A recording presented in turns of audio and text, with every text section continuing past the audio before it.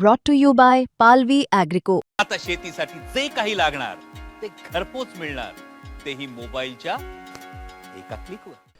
बारामतीत उपमुख्यमंत्री दिवंगत अजित पवारांच्या दुर्दैवी मृत्यूनंतर त्यांच्या अस्थिकलश काल अकोल्यात आला होता आणि आज जे आहे अकोल्याच्या वाघागड या ठिकाणी महान धरणाच्या याच पवित्र जलामध्ये त्यांच्या अस्थी विसर्जित करण्यात आलेला आहे.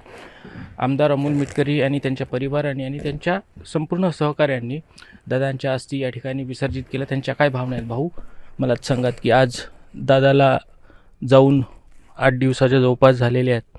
दादाची आठवण अजूनही जात नाही. अस्थी आपण विसर्जित केलं, काय भावना आहेत? भावना तुम्ही आमचा मित्रपरिवार आणि परिवारातल्या लोकांच्या चेहऱ्यावरून जाणू शकता.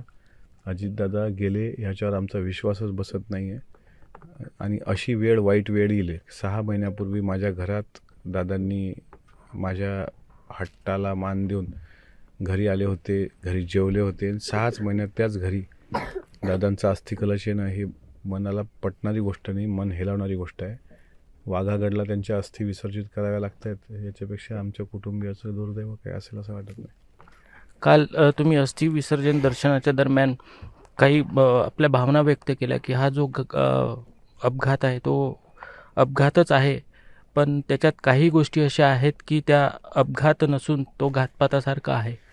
हा घातपातच असल्याचा मला संशय याच्याकरता येतो, कारण हा अपघात टाळता आला असता.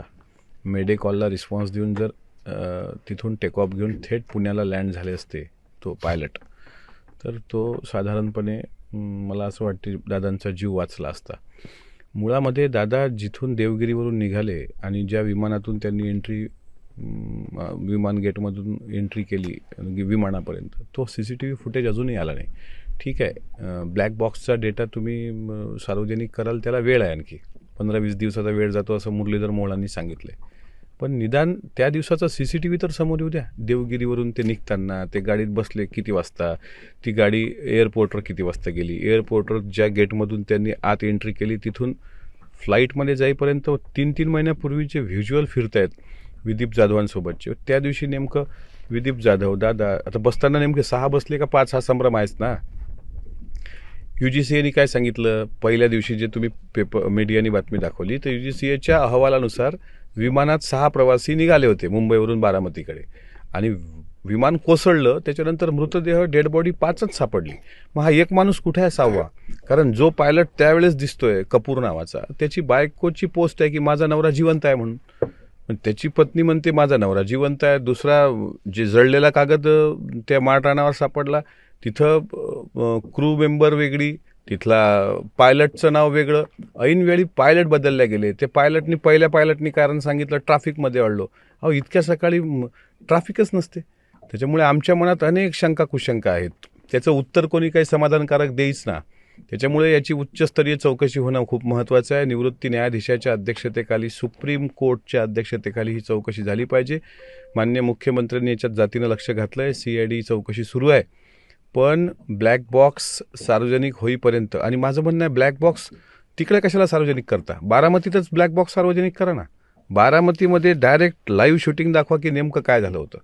किती मोठा नेता गमावला आहे महाराष्ट्राने. आत्ता 10 मिनिटापूर्वी त्यांच्या पक्षाच्या तिथल्या स्थानिक कार्यकर्त्यांनी आमच्या पक्षाचे एक त्यांचं शेवटचं रेकॉर्डिंग ऐकवलं. म्हणजे ते आहे 8:37 माझ्या माहितीप्रमाणे.